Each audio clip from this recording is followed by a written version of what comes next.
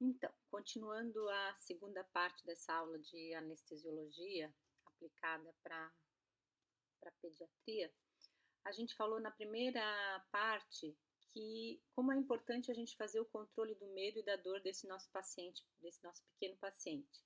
A gente falou também sobre as bases anestésicas, que elas precisam, que elas são instáveis e não são solúveis. Então, o adicionamento do ácido clorídrico deixa ela mais solúvel e estável. Nós falamos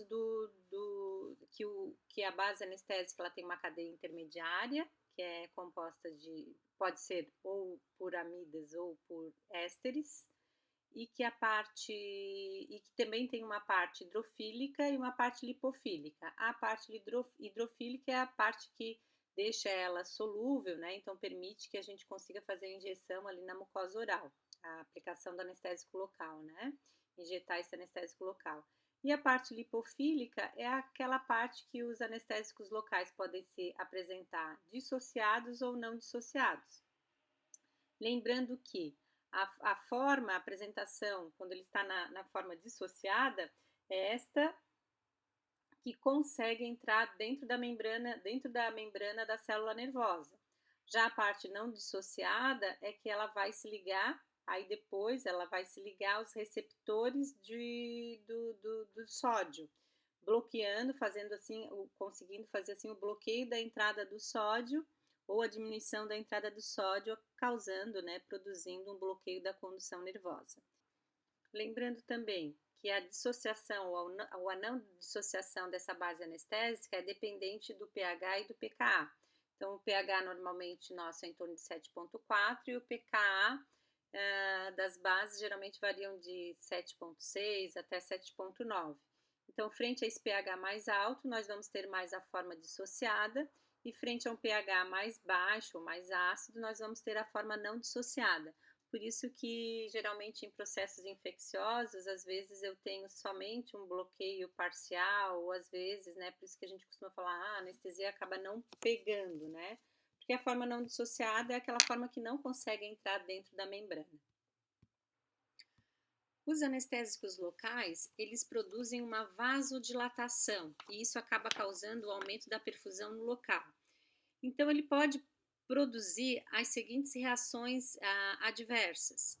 O aumento na velocidade de absorção do anestésico para o sistema cardiovascular. Por quê? Porque com a vasodilatação, o anestésico entra mais rápido na circulação e indo mais rápido para o coração, né? Para o sistema cardiovascular. Também com essa vasodilatação, nós vamos ter níveis maiores plasmáticos desse anestésico dentro da minha circulação, aumentando, né, o risco de toxicidade. Outra coisa, como tem o aumento dessa perfusão local, acaba diminuindo a duração da anestesia, porque essa difusão acaba sendo mais rápida dessa solução anestésica do local que eu fiz a minha injeção. E também por causa dessa vasodilatação, nós podemos ter um aumento do sangramento no local do tratamento. Para evitar, então, essas reações adversas, é associado à base anestésica um vasoconstrictor para controlar essa perfusão local. Então, para conseguir equilibrar essas ações vasodilatadoras da base anestésica. Então, nós vamos acabar tendo o quê? Uma vasoconstrição dos meus vasos, então vai diminuir a entrada da base anestésica, né, na corrente sanguínea, ou vai se tornar essa mais lenta. Eu vou ter uma menor quantidade, ou pelo menos essa quantidade de anestésico indo para o sistema cardiovascular mais lenta, né? Os níveis sanguíneos, plasmáticos dos anestésicos também ficarão reduzidos, então vai também diminuir a toxicidade. Quando eu fico com maior quantidade de anestésico ali perto do meu local, né, próximo ao nervo onde eu fiz a injeção, eu também tenho um período de anestesia mais longa, né? Então aumenta a duração do tempo da maioria dos anestésicos locais. E outra coisa que faz é que também com essa vasoconstricção diminui o sangramento no local do meu procedimento, principalmente quando eu estou fazendo algum tipo de cirurgia. Nós temos que cuidar, principalmente as reações adversas acontecem geralmente quando eu tenho um aumento plasmático, aumento do meu nível plasmático da base anestésica, né, do meu anestésico. Quando eu posso ter reações, as bases anestésicas, elas podem afetar tanto o sistema cardiovascular quanto o sistema nervoso central. Então, o sistema cardiovascular geralmente é por uma injeção acidental dentro de um vaso, por isso que a gente utiliza as seringas com o esquema de aspiração, para ver se a gente não está entrando num vaso sanguíneo. Então, quando isso acontece, o paciente pode ter aumento da frequência cardíaca, da pressão arterial ou apresentar arritmias. Já o sistema nervoso central é mais dose dependente, então os sinais e sintomas que o paciente pode apresentar são ansiedade, tremor, cefaleia pulsátil, fica tonto, dificuldade em respirar. Então, geralmente, o sistema nervoso central é dose dependente. Não que o sistema cardiovascular também não seja dose dependente, mas principalmente acontece muito se a gente acabar injetando acidentalmente dentro de um vaso. Então, quais são os efeitos ou colaterais, ou esses efeitos colaterais dependem, né, muito do quê? Primeiro, da idade dessa criança. A gente tem que cuidar muito. A criança ela ainda está com o seu sistema imunológico em desenvolvimento, o peso menor. Então, a gente tem que cuidar muito a idade que a gente vai atender os pequenos, né? Então, a gente tem que cuidar muito na quantidade, na dose que a gente vai aplicar a essa criança. A gente já vamos ensinar a forma de fazer a nossa dose. E nós não podemos, é uma criança, nós não podemos fazer o uso frequente, nós temos que dar um tempo para essa criança se restabelecer, nós não devemos usar anestésicos locais com muita frequência, nós devemos deixar a criança descansar uma semana, se restabelecer. Cuidar muito para avaliar se essa criança tem alguma comorbidade, né, as mais frequentes em crianças, diabetes, hipertireoidismo, pacientes asmáticos, e aí sim a gente tem que avaliar, né, o benefício e os efeitos colaterais, ou então avaliar muito bem qual anestésico que a gente vai utilizar. O estado de saúde da criança, lógico, uma criança mais desnutrida, né? Essa criança está bem, a gente deve sempre preferencialmente atender uma criança quando ela esteja com uma saúde adequada, né? Que esteja bem. Nós temos que cuidar muito nós temos as vias de administração que são diferentes, nós temos o local, anestésico tópico, e os injetáveis, que são de bases diferentes, né?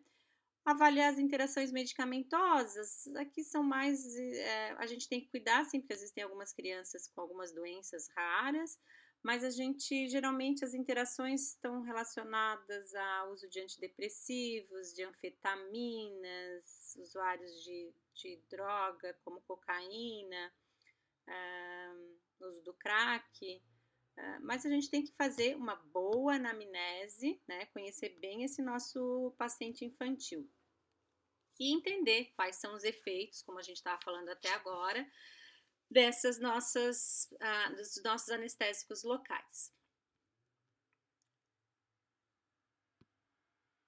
Os vasoconstritores, eles são excelentes agentes hemostáticos, né? Eles diminuem o sangramento, facilitam a execução, por exemplo, de um procedimento cirúrgico.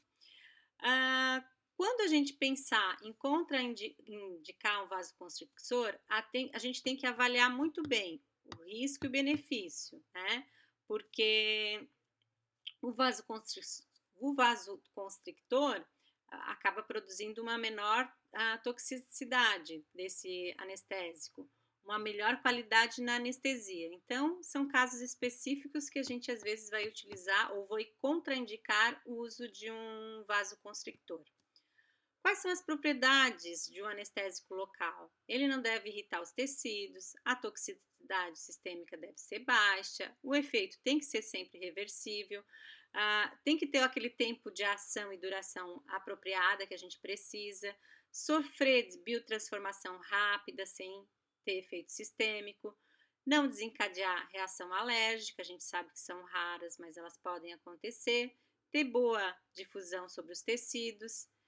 Efeito independente do pH, mas isso a gente ainda não tem, um anestésico ele é dependente do pH, e em concentrações baixas ele ser eficaz.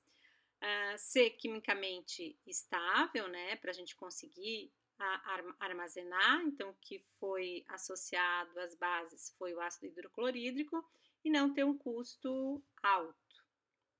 Então, os fatores que podem interferir na ação dos anestésicos locais. Claro, o pH, a gente já viu que quando a gente tem um pH mais ácido, né? Geralmente, quando a gente tem um processo infeccioso, fica em torno de 6. Isso faz com que o anestésico não consiga penetrar dentro da membrana, porque nós vamos ter muito a forma não dissociada do meu anestésico.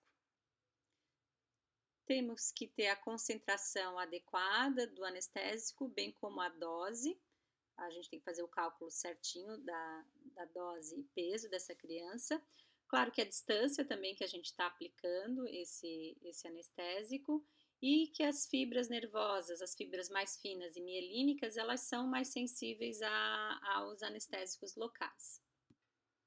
Então, quando que a gente vai indicar o uso do anestésico local? Sempre que, em qualquer situação que possa gerar dor ou desconforto, né? A criança ela é muito sensível, então, muito cuidado, às vezes tentar fazer um procedimento sem anestesia, né? A gente tem que avaliar bem. E outra coisa que a gente tem que avaliar, é que a gente tem que fazer uma boa anamnese, saber conhecer todo o histórico dessa criança, uso de medicação, cirurgias, síndromes, fazer uma boa anamnese e, lógico, sempre primar pelo bom senso. Se às vezes aquela criança naquele dia, às vezes chega gripadinha, para que você vai atender? Né? Ela não está com estado de saúde bom. Postergue esse atendimento. Os anestésicos locais raramente produzem alergia. Os pacientes alérgicos a bisulfitos, os bisulfitos são adicionados à base anestésica porque ele é um conservante, também são utilizados em, às vezes, alimentos e bebidas. Então, prestar atenção se esse paciente é alérgico a bisulfitos. Geralmente, o paciente alérgico a bisulfito é um paciente asmático, tá? Cuidar com a adrenalina, né? Ou quando a gente usa adrenalina ou epinefrina, adrenalina e epinefrina, a mesma coisa, como vasoconstrictor. Cuidar muito com pacientes hipertensos ou que possuam arritmia cardíaca. Pacientes com hipertireoidismo não controlado nós não devemos atender, né? E com o controlado, desde que ele esteja controlado, nós devemos cuidar principalmente da dose, usar com muita cautela. E os pacientes diabéticos, a adrenalina ela pode provocar a quebra do glicogênio em glicose, resultando numa hiperglicemia. Então, a gente vai verificar agora quais são os anestésicos que nós devemos utilizar como primeira escolha, qual é o padrão ouro nas crianças. Então, tanto nas crianças como gestante, a gente vai sempre ali a 2%, né, com a adrenalina de uma parte dissolvida em 100 mil. Para as crianças que apresentem diabetes, a gente não deve atender sempre o paciente que não estiver compensado, né? Sempre a gente vai procurar encaminhar para o médico, compensar, para aí sim atender essa criança. E o uso da mepivacaína 3% sem vasoconstrictor é bastante indicado daí para fazer o atendimento dessa criança. Pode ser também a prilocaína, que aí o vasoconstrictor é a felipressina. Tá? A prilocaína 3%.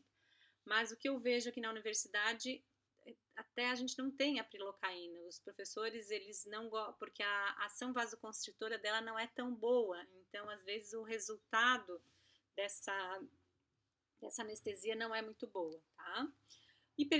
Hipertireoidismo, desde que seja controlado, nós podemos usar a lidocaína 2%, né? Mas nós temos que cuidar muito, usar com muita cautela, cuidar muito na dose. E os pacientes asmáticos, aqueles que apresentam alergia ao psulfito, e geralmente essa alergia ela acontece mais para os pacientes asmáticos que são dependentes do corticoide, então preferir a mepivacaína 3% sem vasoconstrictor. Também pode ser a prilo a 3% com felipressina, mas sempre o que eu vejo é que os professores preferem o resultado da mepivacaína acaba sendo melhor.